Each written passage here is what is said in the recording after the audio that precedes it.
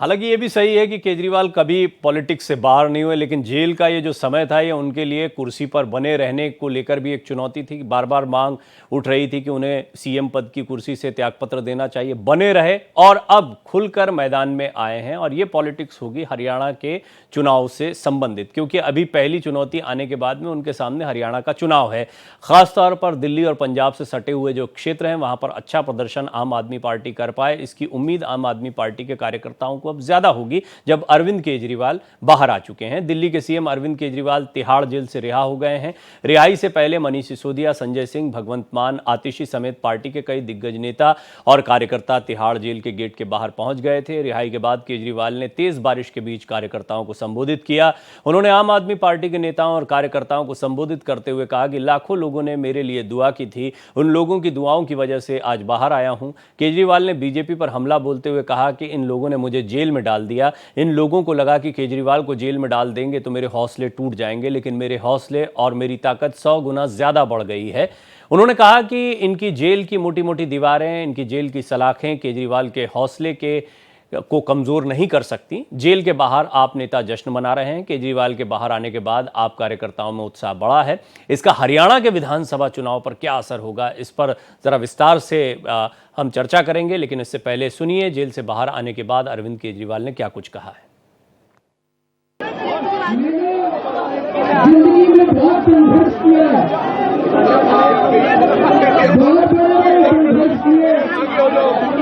जिंदगी में बहुत मुसीबतें झेली है, लेकिन हर कदम पे भगवान ने मेरे साथ दिया। ऊपर वाले ने मेरा साथ दिया।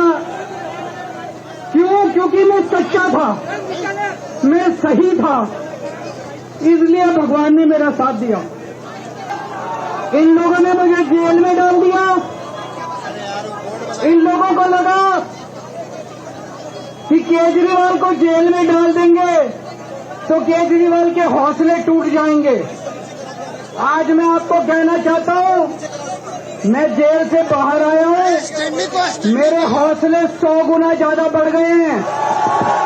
तो थोड़ा भावुक भी हैं और जोश में भी हैं अरविंद केजरीवाल। सभी मेहमानों से मैं बातचीत करूंगा, लेकिन सबसे पहले मैं बात करूंगा देवकी नंदन मिश्रा जी, वरिष्ठ पत्रकार, चुनाव विश्लेषक के तौर पर मेरे साथ बैठते रहे हैं वो पैनल पर। आपने कुछ दिनों पहले भी उनको सुना था, हम बातचीत कर रहे थे। और देवकी नंदन जी वो व्यक्ति थे जिन्होंने पहली बार ये कहा था कि अरविंद केजरीवाल को हरियाणा चुनाव के पहले जमानत मिल जाएगी। हमें बड़ा आश्चर्य भी हुआ था, इस पर थोड़ी बहस भी हुई थी। अभी वो मुस्कुरा रहे हैं। देवकी नंदन जी, क्या आधार था और अभी इस रिहाई के क्या मायने आपके लिए? जिस तरीके से मैंने कोर्ट में बहस सुना था और कुछ इंफॉर्मेशन हमारे पास थी जो मैं अभी शेयर नहीं करना चाहूंगा, जिसके बिना पर मैंने आपके चैनल पर यह बात कही थी कि वो रिहा हो जाएंगे। अब बात करते हैं हरियाणा चुनाव की। देखिए, हरियाणा में भारतीय जनता पार्टी और कांग्रेस के बीच सीधा मुकाबला है।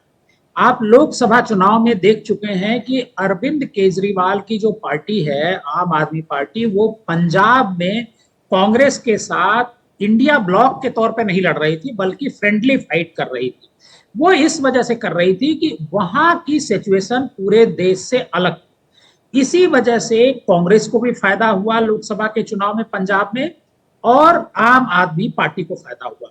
लेकिन आज जो सिचुएशन है अरविंद केजरीवाल की रिहाई के बाद, कुछ लोग ये सोच रहे हैं कि कांग्रेस को इससे ज्यादा नुकसान होगा। लेकिन मैं जब उसका डेटा आज मैं देख रहा था कि इसमें किसको ज्यादा नुकसान हो सकता है, आम आदमी पार्टी के बाहर, मतलब केजरीवाल अगर कैंपेन करने के लिए वहां जाते हैं तो किसको ज्यादा नुकसान हो सकता है, तो नजर आ रहा है कि अब भारतीय जनता पार्टी को बड़ा नुकसान होगा। और आप देखिए, जमानत की जो शर्तें हैं, उन जमानत की शर्तों में ये लिखा हुआ है कि केजरीवाल साहब मुख्यमंत्री दफ्तर नहीं जाएंगे, किसी फाइल पर हस्ताक्षर नहीं करेंगे। सवाल ये उठता है कि वो दिल्ली के मुख्यमंत्री हैं, कोर्ट उनकी बेल ग्रांट कर रहा है और उनको मुख्यमंत्री के तौर पर काम करने ही नहीं दे रहा। ये क्या है? इससे ऐसा लगता है कि ये जो पूरा जो सिस्टम है वो कहीं ना कहीं से कोई ऐसी मतलब शक्ति है, मैं उसका नाम नहीं ले रहा हूं, हालांकि सबको पता है वो, जो उसे हैंडल कर रही है।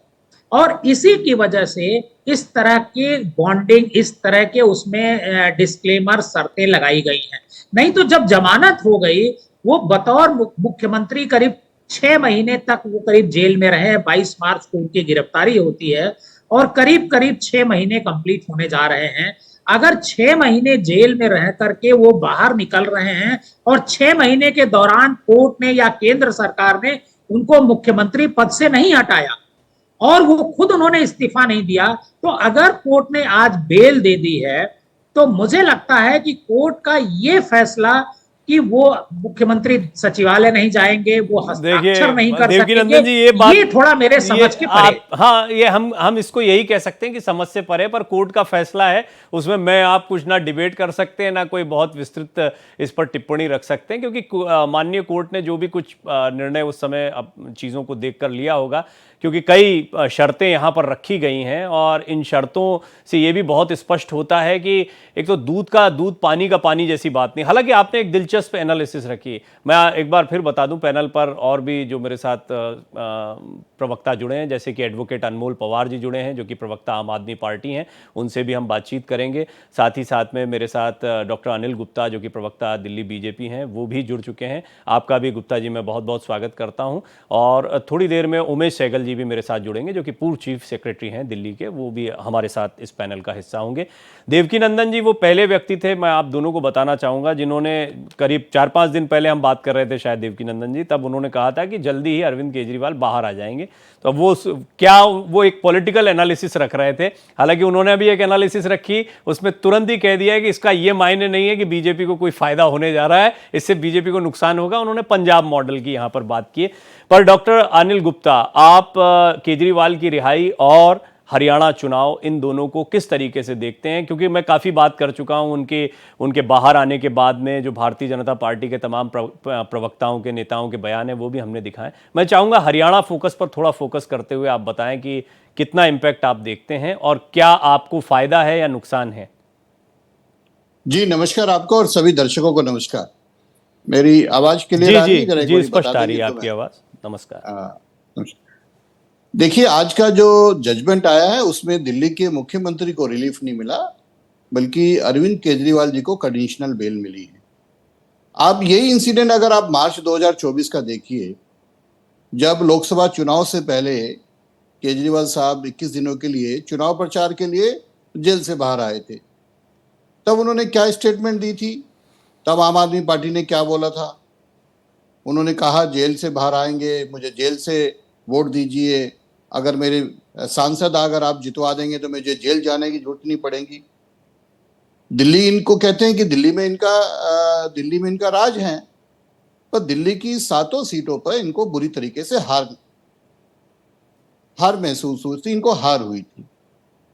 दिल्ली की जनता ने इनको करारा जवाब दिया था कि एक तिहाड़ में रहना वाला व्यक्ति, एक भ्रष्टाचार में लिप्त व्यक्ति, एक जो जेल में है व्यक्ति और जो इस तरीके से करप्शन में इन्वॉल्व है, वो दिल्ली का नेता नहीं बन सकता, वो दिल्ली का मुख्यमंत्री नहीं बन सकता। मुझे लगता है अगर अब ये हरियाणा चुनाव में है, आज के अगर फैसले को अगर आप अभी पूरा पक्ष अगर देखें तो शायद ये ऐतिहासिक फैसला इस मायने में है कि एक मुख्यमंत्री को उनकी मुख्यमंत्री की ड्यूटीज को निभाने के लिए माननीय सर्वोच्च न्यायालय ने उनको रोका है।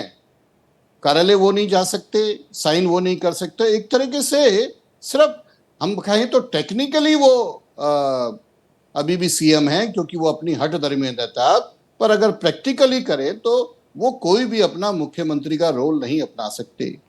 क्या यही विचारधारा, यही उनकी जो सिस्टम है वो लेके हरियाणा चुनाव में जा रहे? मुझे लगता है कि हरियाणा की जनता भी कोई बेवकूफ नहीं है। जिस तरीके से दिल्ली की जनता ने समझदारी दिखाई थी, उस तरीके की हरियाणा की जनता भी उनको ढंग से जवाब पर देने उनका नैरेटिव तो कट्टर ईमानदार अरविंद केजरीवाल वाला है। उनका नैरेटिव तो ये है कि आपने बेजा इस्तेमाल किया है जांच एजेंसियों का। उनका नैरेटिव तो ये है कि जबरदस्ती उनको फंसाया गया है, और वो आज भी मानते हैं कि उन पर जो बाध्यताएं लगाई गई हैं वो राजनीति से प्रेरित हैं। मैं जवाब देता हूँ। देखो, उन्होंने माननीय सर्वोच्च न्यायालय में अपनी एफआईआर को क्वैश करने के लिए बोला ना। क्या एफआईआर क्वैश हुई? क्या एक्सोनरेट हुआ? क्या एक्विटल हुए? उन्होंने अपनी गिरफ्तारी को इलीगल के लिए एप्लीकेशन दी, पर कोर्ट का क्या जजमेंट है? कोर्ट ने कहा, मैंने नैरेटिव शब्द यूज किया, मैं तो नहीं, कोर्ट के फैसले पे हम बात ही क्या कर सकते हैं। माननीय कोर्ट ने जो कह दिया वो बात अलग है, बिल्कुल उस पर तो कोई बात हुई नहीं। मैं उस पर भी जवाब दे रहा हूं।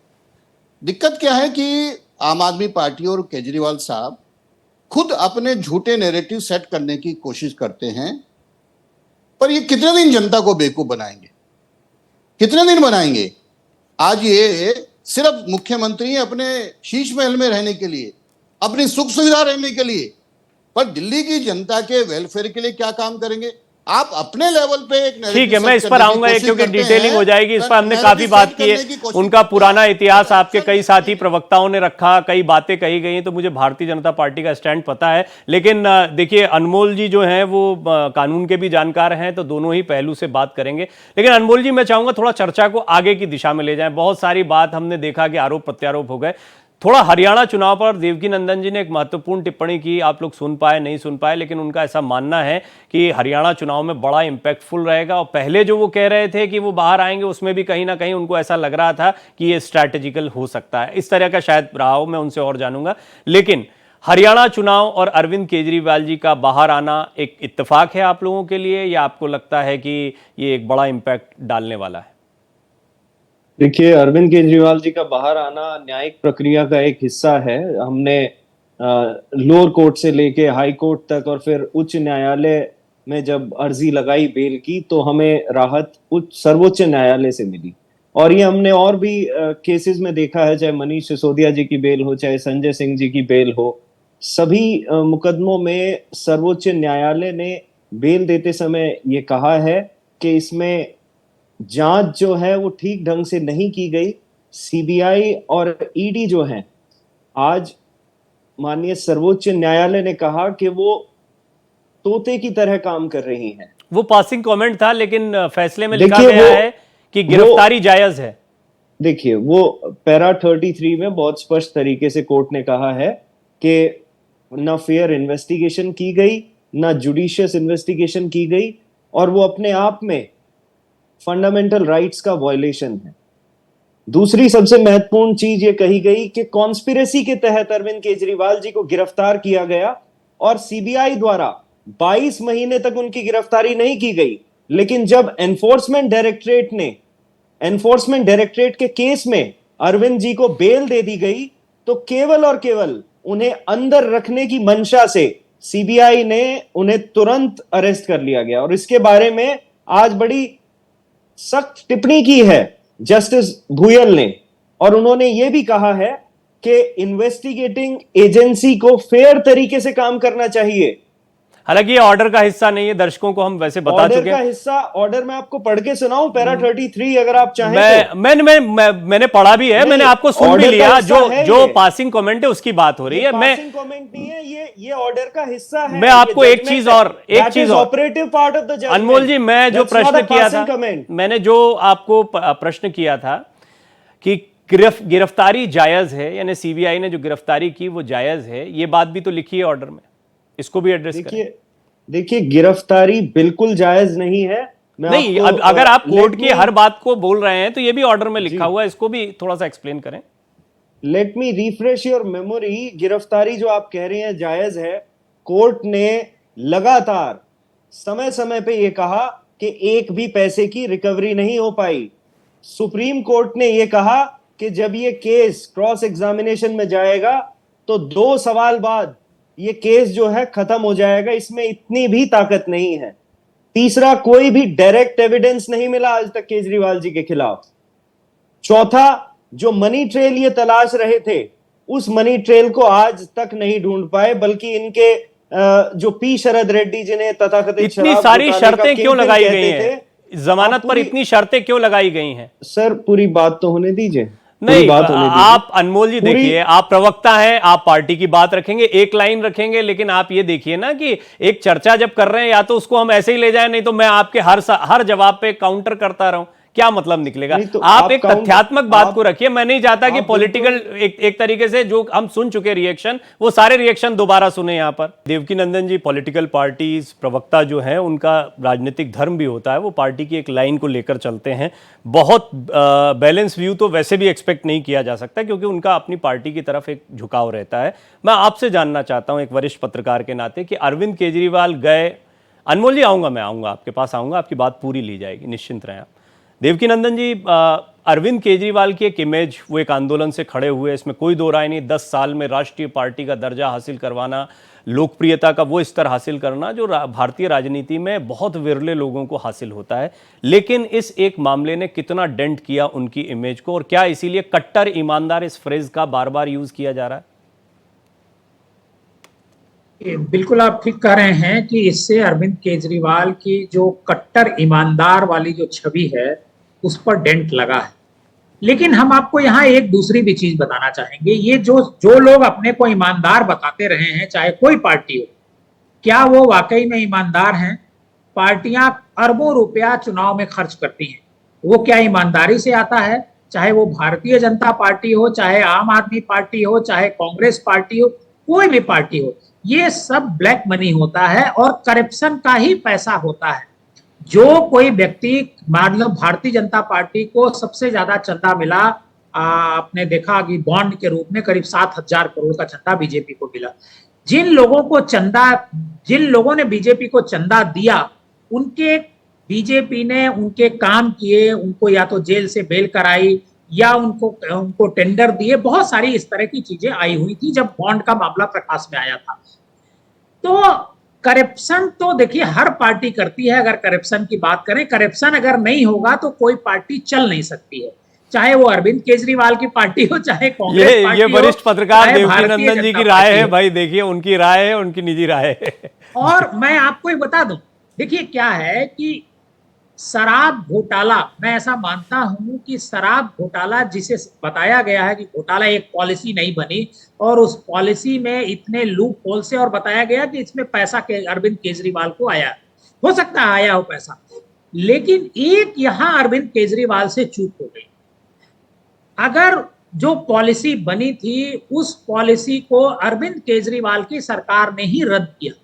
मेरा ऐसा मानना है कि अगर वो पॉलिसी सही बनी थी, अगर वो उस पर स्टैंड करते, तो शायद उन पर इतना बड़ा आरोप नहीं लगा। इससे मैसेज ये ट्रेवल किया कि गलती उन्होंने की, भाग रहे हैं उसको समेट लिया। हाँ, ठीक है, आपका इम्पोर्टेंट, उससे बाहर हो। जी जी जी, ये एक बड़ा पॉइंट है। इसकी वजह से अरविंद केजरीवाल की छवि पर डेंट लगा। देखिए आज की तारीख में जो माधवी बुच है, उन पर कितने तरह के क्लियर कट आरोप लग रहे हैं। आरोप ही नहीं लग रहे हैं, बल्कि सारे पुख्ता सबूत हैं, आरोप लग रहे हैं। लेकिन क्या भारतीय जनता पार्टी, ये विषयांतर हो जाएगा, मैं आऊंगा इस पर, मैं समझ गया आपका इशारा, लेकिन वो विषयांतर हो जाएगा। पर मैं आता हूं आपके पास भी अनिल जी, लेकिन उससे पहले अनमोल जी की तरफ एक सवाल आया है, तो छोटा सा उनका एक रिएक्शन ले लेते हैं। अनमोल जी, ये बात तो है कि कट्टर ईमानदार, ये बार बार सिसोदिया जी से लेकर तमाम नेताओं को कहना पड़ा आज रिहाई के बाद, ये जब जमानत मिली उसके बाद में, और इसका मकसद कहीं ना कहीं कि आप एक करप्शन के खिलाफ लड़ाई लड़ने वाली पार्टी के तौर पर आए थे, बिल्कुल भ्रष्टाचार का उन्मूलन कर देंगे, और फिर भ्रष्टाचार के आरोप लगे तो एक मजबूरी सी बन गई कि अब अरविंद केजरीवाल की इस इमेज को बचाया जाए। रवीन जी, अगर मैं आपके ऊपर आरोप लगाने लगूं आज भ्रष्टाचार के, तो क्या आपको अक्यूज्ड मान लिया जाएगा? अगर मुझे गिरफ्तार कर लिया जाए, मेरे खिलाफ सबूत आ जाए, मेरे खिलाफ एजेंसियां काम करेंगी, तो माना जाएगा? बिल्कुल माना जाएगा। तब भी नहीं माना जाएगा, तब भी नहीं माना जाएगा, क्योंकि जो लॉ कहता है वो ये कहता है every person is presumed innocent until proven guilty. बिना ट्रायल के आप किसी को अक्यूज करार देते हैं, जब सुप्रीम कोर्ट समय समय पे कहता है कि इसमें किसी तरह का कोई साक्ष्य नहीं है, किसी तरह का कोई डायरेक्ट एविडेंस नहीं है, और उसके बाद आप लोग फिर कहते हैं कि जी भाई मुख्यमंत्री जी को रिजाइन कर देना चाहिए। स्पष्ट तौर पे आज सुप्रीम कोर्ट ने कहा कि भाई ईडी है तोता, सीबीआई है मैना। 2 साल से हम कह रहे थे, आज माननीय सर्वोच्च न्यायालय का भी यही है कहना, तो आज तो पूरे देश ने देख लिया ना। और ये जो तोता मैना का जो मालिक है वो है देश का गृह मंत्री मिस्टर अमित शाह। तो अमित शाह जी को आज तत्काल प्रभाव से रिजाइन कर देना चाहिए, क्योंकि संवैधानिक संस्थाओं का जिस तरह से उस व्यक्ति ने मजाक बना दिया, भारतीय जनता पार्टी ने जिस तरह से इलेक्शन कमीशन हो, चाहे विश्वास करिए ये सारी बातें, चाहे सीबीआई, विश्वास करिए सारी बातें आ चुकी हैं अनमोल जी, इसलिए मैं इसमें समय बहुत ज़्यादा नहीं करूंगा। लेकिन अनिल जी एक बात तो है कि अरविंद केजरीवाल के आने के बाद में भारतीय जनता पार्टी में खलबली तो होगी। अब वो हरियाणा चुनाव में आपके लिए राहत होगी या और परेशानी होगी? देवकी नंदन जी का तो मानना है कि पंजाब के टाइप हुआ तो हो सकता है कि आपको और ज़्यादा झटका लगे। तो चिंता तो है आपकी, अरविंद केजरीवाल एक बड़ा फेस तो है आपके सामने। प्रवीण जी, मैं आपकी बात का जवाब दूं उससे पहले एक लाइन में कोर्ट की जजमेंट को at the cost of reputation बताना चाहता हूं। माननीय सर्वोच्च न्यायालय ने क्या बोला? We have held that appellant arrest does not suffer from any procedural flaw, thus arrest is valid। हाँ, मैंने तो बोला है, मैं तो कई बार बोला, मैंने कहा मेरे पिछले सवाल में मैं 2-3 बार अनमोल जी को बोल चुका हूँ। तो ये, और दूसरी बात उन्होंने ये भी बोला, ठीक है अनमोल जी, मैंने पूछा था आपसे 2-3 बार, मैं आऊंगा।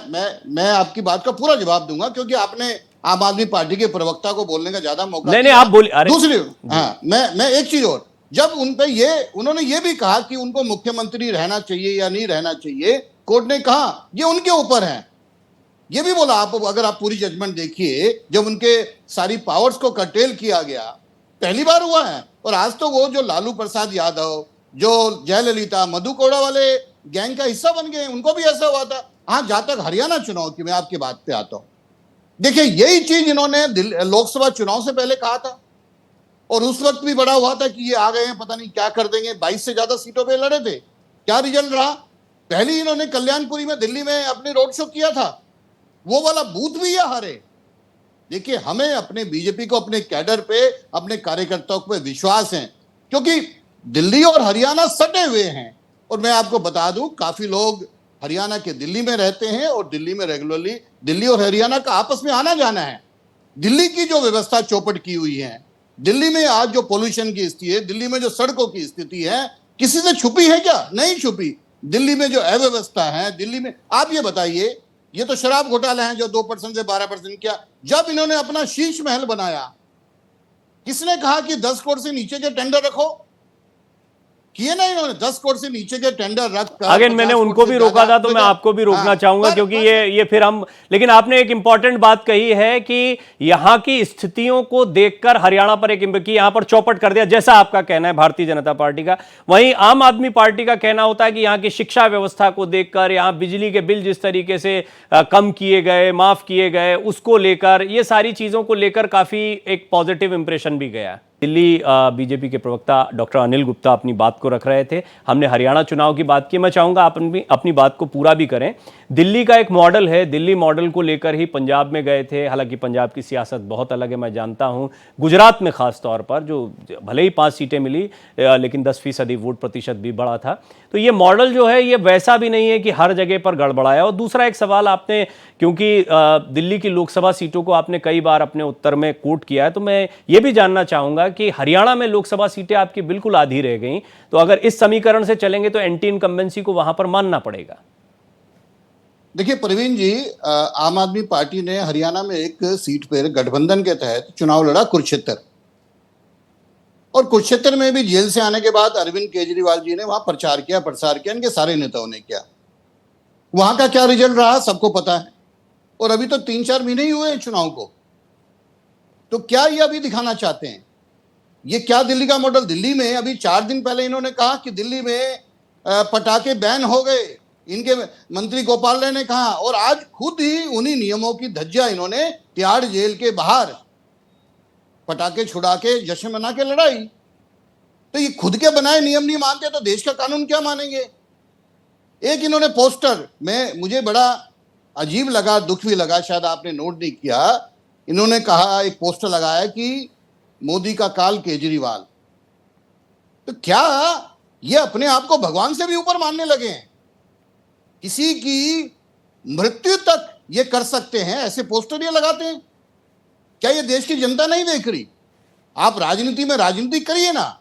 आप इतना नीचे गिर सकते हैं कि आप केजरीवाल को मोदी जी का काल बता सकते हैं, तो इससे ज्यादा गलत बात क्या हो सकती है? ये दिल्ली मॉडल की बात करते हैं। मैं आपको बताता हूं दिल्ली मॉडल क्या है। देश में सबसे महंगी बिजली और पानी कमर्शियल इंडस्ट्री दिल्ली में है। दिल्ली के सारे मैक्सिमम उद्यमी एनसीआर में शिफ्ट हो गए हैं। तो क्या ये हरियाणा के भी उद्योग शिफ्ट कहीं और कराने चाहते हैं? आप हरियाणा में जीटी रोड से आइए, दिल्ली में घुसते ही आपको गड्ढे मिलते हैं। दिल्ली के लोग, आप गाजियाबाद से दिल्ली में आइए, जैसे ही आप बॉर्डर पे घुसते हैं दिल्ली में आपको गड्ढे मिलते हैं। ये बात करते हैं जब पल्ला में यमुना दिल्ली में एंटर करती है, शुद्ध देती है ये हरियाणा दिल्ली को, और जब ये वापसी ओखला से यमुना जी को यूपी में छोड़ते हैं तो सबसे ज्यादा प्रदूषित देते हैं। ये दिल्ली मॉडल है। शिक्षा की ये बात करती हैं, आपके चैनल ने भी दिखाया किस तरीके से कंजावला, मुस्तफाबाद, ओखला में बच्चे टाट पे बैठते हैं, जमीन पे बैठते हैं। ये शिक्षा मॉडल है। आज आप दिल्ली के किसी भी हॉस्पिटल में चले जाइए, वहां पर दवाइयां नहीं है, वहां पर सिर्फ एक्सरे करने की सुविधा भी नहीं है। कितनी लाइन है। ये दिल्ली मॉडल है, क्योंकि सिर्फ ये अपने झूठ को प्रचारित करते हैं। ठीक है अनिल जी, काफी सारे पॉइंट आपने उठा दिए। अंत में कहता हूं कि जाइए ना दिल्ली मॉडल पे, हरियाणा में मुंह की खानी पड़ेगी, कहीं भी जाइए, क्योंकि ये देश को कितने दिन गुमराह करेंगे। आपने काम किया नहीं, और अब तो ये तो आपने कह दी ना बात, रेपिटेशन। मुझे लगा कोई पॉइंट रख रहे हैं आप, बात वही आ रही है। अनमोल जी, सीधा ये जो बातें हैं इस पर आप कुछ कहना चाहे तो मैं इसको क्या ही रिपीट करूं। देखिए प्रवीण जी, दिल्ली भी और पूरा देश सच्चाई जानता है। ये यहाँ सुबह से शाम तक ये घिसी पिटी स्क्रिप्ट जो पढ़ते हैं ना, कि इसकी सच्चाई देश की जनता जानती है। मुख्य सवाल ये है कि जब आपकी सीबीआई और ईडी जो है वो तोते की तरह काम कर रही हैं और उसकी चाबी अमित शाह के हाथ में है, तो वो इस्तीफा कब देंगे ये बताओ पहली चीज। आप भी तो स्क्रिप्ट ही पढ़ रहे हैं। ये बात आप दूसरी तीसरी बार बोल रहे हैं इसी पैनल पर। ना तो अनिल गुप्ता जी जवाब दे सकते हैं, ना मैं जवाब दे सकता हूं। हम तो एक मुद्दे पर बात कर रहे हैं, और जो देवकी, ये भी तो नैरेटिव है।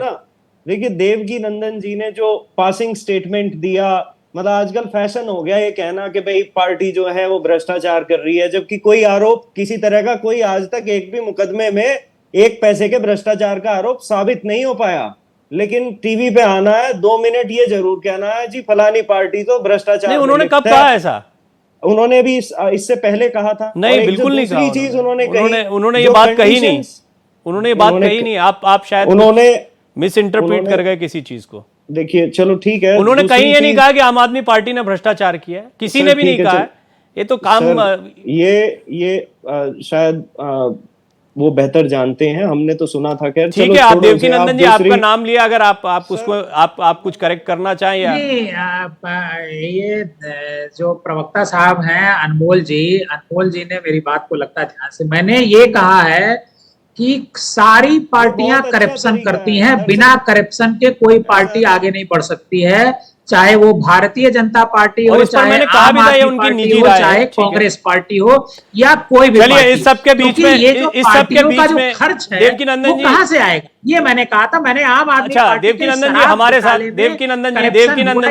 देवकी नंदन जी हमारे साथ उमेश सहगल साहब जुड़ चुके हैं, चीफ सेक्रेटरी रह चुके हैं दिल्ली के।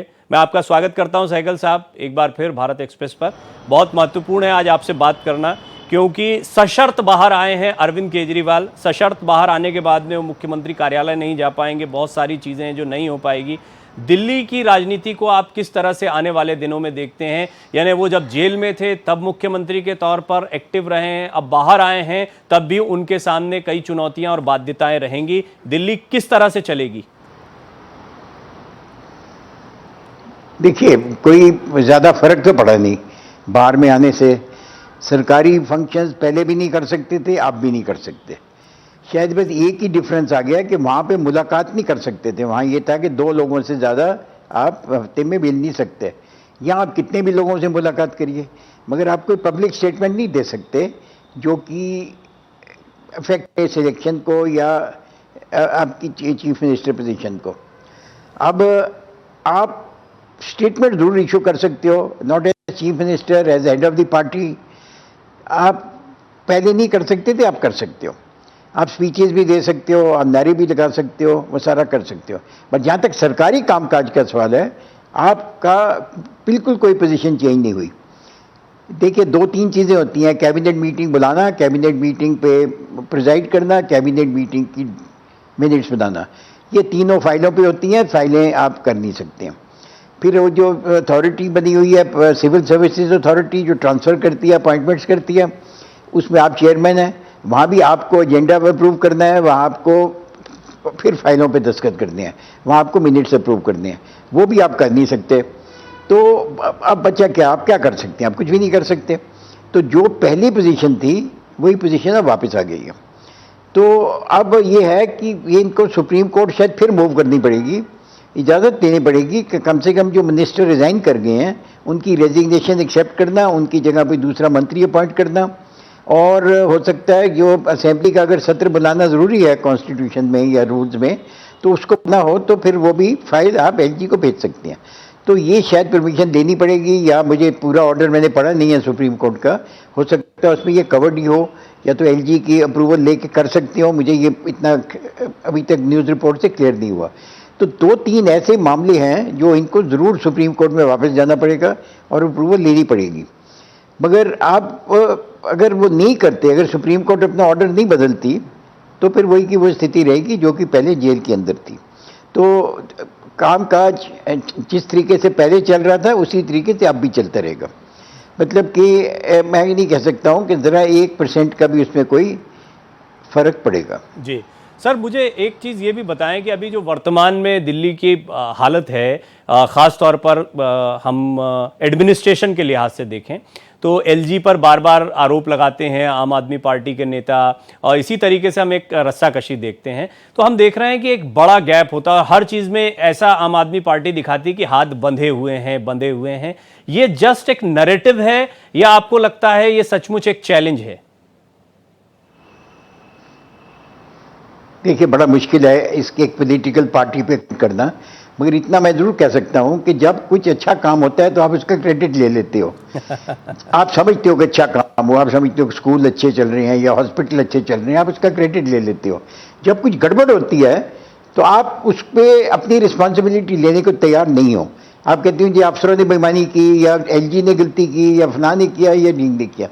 ये जो लॉजिक है ना, ये समझना बहुत मुश्किल है कि जब तारीफ हो रही है तो अब मेरे को तारीफ हो रही है, मैंने काम किया, मुझे वैसे काम करने नहीं दे रहे, तो आपने कैसे काम कर दिया अगर आपको कोई करने नहीं दे रहा तो ये स्थिति थोड़ी अजीब है। मगर ये अनप्रेसिडेंटेड है कि चीफ मिनिस्टर अपना फंक्शन करे, रिजाइन ना करे, जेल में भी चला जाए। अब ये चीज़ें समझनी बड़ी मुश्किल है। अब इसी के बाद मुझे लगता है कि कोई या गवर्नमेंट या सुप्रीम कोर्ट या कोई ज़रूर स्टेप लेगी, जिसमें सरकारी अफसर होते हैं, जब सरकारी अफसर गिरफ्तार होते हैं तो 24-48 घंटे अगर जेल में रहें तो वो ऑटोमेटिकली सस्पेंड हो जाते हैं। उसमें कोई किसी को ऑर्डर नहीं करना पड़ता, हो गए सस्पेंड, वो डीम टू बी सस्पेंडेड। वो मिनिस्टरों के लिए वही रूल ऐसा काम का होना चाहिए। अब आप बैठे हुए बिना काम किए आपको पूरी सैलरी मिल रही है, आपको पूरी फैसिलिटीज मिल रही हैं, पूरी आपको पर्क्स मिल रहे हैं, सरकारी आप कार चला रहे हैं, सारी चीज़ें आप पूरी कर रहे हैं, मगर एक सरकारी काम नहीं हो रहा आपसे। तो गवर्नमेंट सर्वेंट्स में ऐसा नहीं होता, उनको सब्सिस्टेंस अलाउंस मिलता है, बाकी अगर उनको कोई कार मिली है, ये मिली है, वो मिली, सब हटा लिया जाता है। अब यहाँ पे ऐसी स्थिति नहीं है, तो खर्चा सरकारी है, आप सरकार का काम नहीं कर पा रहे हैं। ये नहीं है कि करना नहीं चाहते, बट नहीं कर पा रहे हैं। तो कुछ तो रूल होना चाहिए ना, कुछ तो कॉन्स्टिट्यूशन की अमेंड होनी चाहिए, या कोई सुप्रीम कोर्ट को फैसला देना चाहिए। ये मामला टाला नहीं जा सकता, क्योंकि एक प्रेसिडेंट बन गया है तो ये आगे भी ये चल सकता है। ये कोई कहना कि ये कि नहीं होगा, हो सकता है कोई भारत सरकार का मंत्री गिरफ्तार हो जाए, या कोई मैं नहीं कह सकता हूँ, किसी के नाम नहीं लेना चाहिए, कोई भी हो सकता है। अगर वो कंटिन्यू ही करता रहेगा वहाँ तो कैसे सरकार चलेगी, कैसे काम चलेगा? मान लीजिए यही प्रधानमंत्री की पोजीशन हो जाए तो कैसे चलेगा? एक्सटर्नल एजेंसी है, डिफेंस है, एक्सटर्नल अफेयर्स हैं, ये सारी कैसे चलेंगी? तो कुछ ना कुछ कॉन्स्टिट्यूशन में चेंज होना चाहिए। अगर कोई गिरफ्तार हो जाता है तो या तो वो गिरफ्तारी को रोक दे, मतलब कोर्ट्स रोक दें, तब दूसरी बात है। अगर गिरफ्तारी नहीं रोकी जाती, जैसे प्रेजेंट केस में है, उन्होंने कहा जी गिरफ्तारी जस्टिफाइड है, सिर्फ बेल दे दी, तो बेल तो कोई मतलब नहीं है ना। बेल का तो यही मतलब है कि वेरी इंपॉर्टेंट, और आपके जैसे जिम्मेदार व्यक्ति की तरफ से ये एनालिसिस आना बहुत स्पष्ट तौर पर बताता है कि ये एक संकट बरकरार है और इसमें विचार करना चाहिए। हालांकि जेल में रहते हुए उन्होंने मुख्यमंत्री पद को नहीं त्यागा, तो अभी तो बाहर आए, बेशक सशर्त आए हैं, तो इसके बाद में ऐसा कुछ होगा ये भी कहना थोड़ा सा मुश्किल है। देवकीनंदन जी, एक कमेंट फटाफट अब मैं चाहूंगा सभी मेहमानों के एक एक कमेंट। पहले आप बताएं, जो एक प्रशासनिक संकट पर विचार व्यक्त किए हैं पूर्व चीफ सेक्रेटरी साहब ने, उस पर आपकी राय क्या है? नहीं, बिल्कुल पूर्व चीफ सेक्रेटरी साहब ने जो बात कही है वो सिचुएशन को है, मतलब जैसे पहले थी जब वो अरविंद केजरीवाल जी जेल में थे, वही सिचुएशन जो प्रशासनिक स्तर पर आज भी है। अगर वो मुख्यमंत्री दफ्तर नहीं जा सकते हैं, अगर वो किसी फाइल पे साइन नहीं कर सकते हैं, किसी के ट्रांसफर पोस्टिंग नहीं कर सकते हैं, कोई फैसले नहीं ले सकते हैं, कोई स्कीम नहीं लागू कर सकते हैं, तो फिर आखिर मुख्यमंत्री बनने से क्या फायदा। और शायद इसी वजह से जब केजरीवाल साहब की जमानत हुई है करीब 11 बजे, और जैसे ही केजरीवाल साहब की जमानत हुई है उसके तुरंत बाद बीजेपी की तरफ से डिमांड की गई है केजरीवाल के इस्तीफे की। उसके पीछे का रीजन यही है कि अगर कोई चीफ मिनिस्टर है, कोई काम नहीं कर पा रहा है, तो वो कुर्सी पर कैसे बने रह सकता है। और ये कोई खुद से नहीं काम कर रहा है, ये कोर्ट ने बाकायदे बंदिश लगा रखी है। सुप्रीम कोर्ट पहले भी कह रहा था कि वो कोई फाइल कोर्ट में, मतलब वहां जेल के भीतर नहीं जाएगी, और आज जब वो रिलीज हुए, रिलीज होने के बाद भी सुप्रीम कोर्ट ने यही कहा किसी फाइल पे साइन नहीं कर सकते हैं।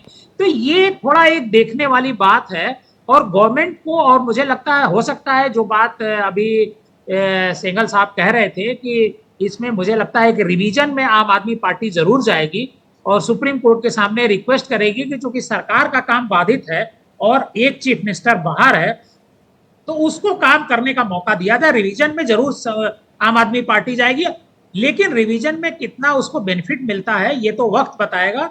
लेकिन इस पर कोई रूल जरूर बनना चाहिए। देखिए, झारखंड के मुख्यमंत्री हेमंत सोरेन को गिरफ्तार किया गया, और जैसे ही वो गिरफ्तार किए गए उन्होंने तुरंत इस्तीफा दे दिया, और उन्होंने चंपई सोरेन जो उनकी पार्टी के ही थे उनको उन्होंने मुख्यमंत्री बनाया। हालांकि जब वो बेल पर बाहर आए तो चंपई सोरेन ने फिर उनको कुर्सी तो सौंप दी, लेकिन वो बीजेपी में चले गए, वो एक अलग। तो शायद हो सकता है कि उस तरह की किसी अस्थिरता से बचना चाह रहे हो। ये क्या वजह है अनमोल जी? अरविंद केजरीवाल क्यों अभी बने रहना चाहते हैं? खैर वो, लेकिन फिर भी जब इस तरह की कोई संवैधानिक स्थिति पैदा हो, प्रशासनिक संकट पैदा हो, तो पद छोड़ने में क्या दिक्कत है? चेहरे तो कई सारे हैं आपके पास। देखिए, ये बीजेपी के पास केवल एकमात्र तरीका बचा है जिससे वो सरकार गिराना चाहती है, लेकिन हम इस तरह का कोई कदम नहीं उठाएंगे क्योंकि किसी भी तरह का कोई आरोप साबित नहीं हुआ। अरविंद केजरीवाल जी को किसी भी तरह से दिशा निर्देश देने के लिए अपने काउंसिल ऑफ मिनिस्टर्स को नहीं रोका गया है सुप्रीम कोर्ट द्वारा। काउंसिल ऑफ मिनिस्टर्स के माध्यम से दिल्ली की सरकार सुचारू रूप से चल सकती है, और मुख्यमंत्री केवल उन फाइलों पे हस्ताक्षर करते हैं जो उपराज्यपाल के पास भेजी जानी होती है। और इसके लिए भी माननीय सुप्रीम कोर्ट ने किसी भी तरह की कोई बाधा नहीं लगाई, बल्कि अनुमति हमें उसकी प्रदान की गई है। तो ये जो संवैधानिक संकट की कहानी बनाई जा रही है ना भारतीय जनता पार्टी द्वारा, ये एक रणनीति है जिससे कि ये अपनी शक्ल बचा सकें, जो आज लोगों के सामने दिखा नहीं सकते। क्योंकि केजरीवाल की रिहाई के साथ ये बात स्पष्ट हो गई कि आगामी विधानसभा चुनाव में जीत हमारी बहुत ही बड़ी मार्जिन से होने वाली है, और ये बहुत आसान तरीका हो जाएगा किसी भी सरकार को गिराने का कि बिना, क्योंकि ट्रायल में लगता है समय, ट्रायल में लगते हैं 5-5, 10-10 साल, 20-20 साल भी लग जाते हैं कई बार। तो आप किसी भी चुने हुए व्यक्ति के ऊपर कोई झूठा आरोप लगाएं और फिर आप ये कहें कि जी जब ट्रायल पूरा होगा, जब वो बरी होके आ जाएंगे, उसके बाद वो बन सकते हैं अपने संवैधानिक पद पे। तो इससे तो एक तरह से बहुत अनरेस्ट क्रिएट हो जाएगा कॉन्स्टिट्यूशनल मशीनरी में। बहुत आसान तरीका होगा किसी भी सरकार को गिराने का। जी, उमेश सहगल साहब, अभी आपने आम आदमी पार्टी प्रवक्ता को सुना, उनका कहना है कि ये एक साजिश की तहत हो रहा है, या वो उसको हमेशा पॉलिटिकल साजिश के तौर पर रखते हैं।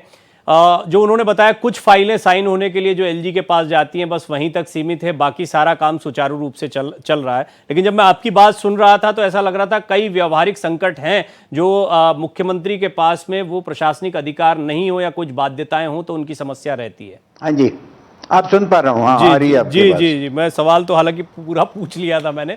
सिंपल ये, अभी आम आदमी पार्टी के प्रवक्ता का ये कहना है कि ये एक साजिश चल रही है, अगर चेहरा हटाते हैं वो यही चाहते हैं, लंबा ट्रायल खींचेगा और वो सरकार को अस्थिर करना चाहते हैं, ऐसी कुछ बातें उन्होंने कही। लेकिन महत्वपूर्ण बात, कुछ ही फाइलें हैं जो एलजी के पास जाती हैं जिन पर साइन करना ज़रूरी होता है, अदरवाइज सारा का सारा काम सुचारू रूप से चल रहा है। ये गलत है, ये बिल्कुल ठीक नहीं है, क्योंकि बहुत सारी फाइलें होती हैं जो कि चीफ मिनिस्टर के लेवल पे एंड कर जाती हैं।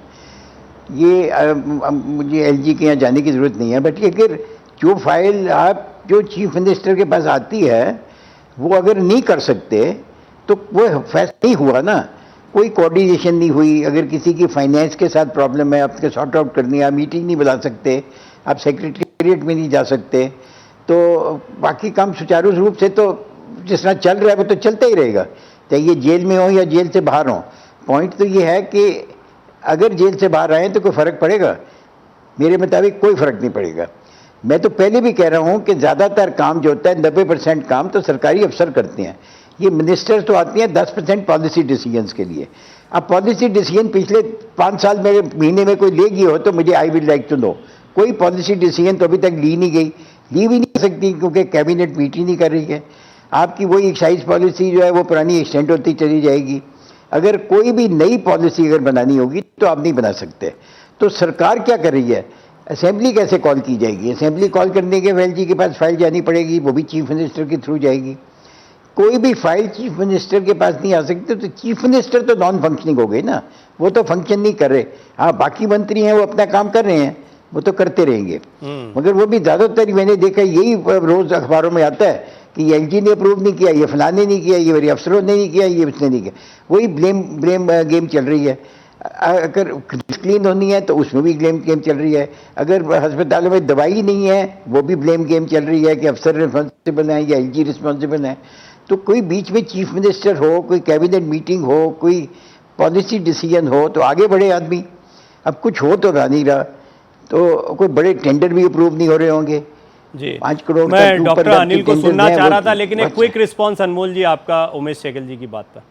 सहगल साहब पढ़े लिखे समझदार लोग रहते हैं दिल्ली में, सब जानते हैं। जिस हिसाब से आप बात कर रहे हैं ना, ऐसा नहीं है कि लोग समझ नहीं रहे कि अधिकारी किस तरह से रोड़ा अटकाते हैं काम में, एलजी साहब किस तरह से रोड़ा अटकाते हैं काम में। संविधान की शपथ लेते हैं और संविधान की शपथ लेके लोगों के साथ विश्वासघात करने का काम कर रहे हैं अधिकारी सारे। जिस तरह से सर्विसेज छीनी गई ना दिल्ली सरकार से, जिस तरह से सर्विसेज छीनी गई दिल्ली सरकार से, और आपने स्वीपिंग स्टेटमेंट दे दिया कि पिछले 5 साल में कोई पॉलिसी डिसीजन नहीं लिया गया। बताइए आप कैसे कह सकते हैं पिछले 5 साल में कोई पॉलिसी डिसीजन? 5 महीने में मैं कह रहा हूँ 5 महीने में कुछ और बात कर रहे हैं अनमोल जी, आप इतना ऑफेंस मत फील करिए। मैं देख रहा हूँ शुरुआत से आप जब से बैठे हैं, आप ऐसा नहीं, मैं तो पहले तो आपके लिए बड़ी राहत की खबर है, कुछ टेक्निकल बिंदुओं पर बात हो रही है, हम पॉलिटिकल बहस कर ही नहीं रहे। बात ये है कि ऐसा है ना, गुमराह ना किया जाए लोगों को। नहीं, उन्होंने ये कहा 5 महीने जो जेल में रहे और जेल से बाहर आए हैं उसके बीच में कोई फर्क नहीं पड़ रहा है। वो ये कह रहे हैं कि आने के बावजूद स्थितियां वही बनी हुई हैं और इसमें ये कुछ ऐसी प्रशासनिक व्यवस्थाओं की चुनौतियां हैं जो बनी रहेंगी, इस पर वो बात कर रहे थे। खैर, क्योंकि मैं डॉक्टर गुप्ता से बिल्कुल भी बात नहीं कर पाया, इसके लिए क्षमा प्रार्थी भी हूं। आप लोग अभी अरविंद केजरीवाल का बाहर आना, मुख्यमंत्री बने रहना, इसको किस तरीके से भारतीय जनता पार्टी आगे ले जाएगी? देखिए प्रवीण जी, मैं थोड़ा सा फिर बैकग्राउंड में आपको बताऊंगा। हमारे विधायकों ने माननीय राष्ट्रपति जी को एक पत्र दिया है, उनसे मिलके आए हैं। और दिल्ली में सही मायने में संवैधानिक संकट है। कैबिनेट की मीटिंग नहीं हो रही, असेंबली नहीं। अब 6 महीने के अंदर असेंबली कॉल करनी है। अब मुख्यमंत्री साइन नहीं कर सकते तो कैसे असेंबली कॉल होगी? अब ये इसका जवाब शायद ये दे पाए या नहीं दे पाए, या फिर झूठ बोले। जिस तरीके से आम आदमी पार्टी के प्रवक्ता के तेवर दिल्ली के पूर्व मुख्य सचिव के प्रति है, ये भी निंदनीय है, अच्छी बात नहीं है, क्योंकि इनको आदत हो गई है मुख्यमंत्री आवास पर मुख्य सचिव के साथ दुर्व्यवहार करना। वहां पर सुप्रीम कोर्ट का ऑर्डर पढ़ लो, 43rd पैराग्राफ, क्योंकि इनको सिखाया 43rd पैराग्राफ पढ़ लो। भ्रष्टाचारी लोग आप लोग सीनियर लोगों के साथ इस तरीके का व्यवहार करें, क्योंकि इनको सच सुनने की आदत नहीं है, सिर्फ झूठ बोलने की आदत है। ठीक है, अब ये इनको जवाब, एक मिनट मेरी बात पूरी हो जाने। जी, संक्षेप में खत्म करें। देखिए मैं प्रोग्राम को वाइंड अप कर रहा हूं जी, कि अब हम ये कहते हैं कि इनकी पार्टी में डिक्टेटरशिप है। क्या इनके पास एक भी ऐसा नेता नहीं है जो मुख्यमंत्री? ठीक है, वो उनका इंटरनल मसला है, इसी पर हम बात कर रहे थे। वो उनका, मैंने ये सवाल रखा है कि उनके पास कई बड़े चेहरे हैं, लेकिन उन्होंने बता दिया, उसका जवाब तो वो दे चुके हैं कि सरकार को अस्थिर करने की, गिराने के प्रयास हैं, साजिश है, सारी बातें वो दोबारा कहेंगे, वही बात आएगी। लेकिन हमने कुछ महत्वपूर्ण बिंदुओं पर बात की। हाँ, ये बात बहुत स्पष्ट है कि आम आदमी पार्टी में एक उत्साह का माहौल है, जश्न का माहौल है। अरविंद केजरीवाल का आना एक बड़े बूस्टर का काम कर रहा है आम आदमी पार्टी के लिए। अब हरियाणा चुनाव पर कितना इंपैक्ट होता है, इस पर आने वाले दिनों में कई डिस्कशंस होते रहेंगे। आप सभी मेहमानों का बहुत बहुत शुक्रिया। उमेश सहगल साहब, आपने भी हमारे लिए समय निकाला और कुछ महत्वपूर्ण बिंदुओं पर बात रखी, इसके लिए आपका भी बहुत बहुत धन्यवाद।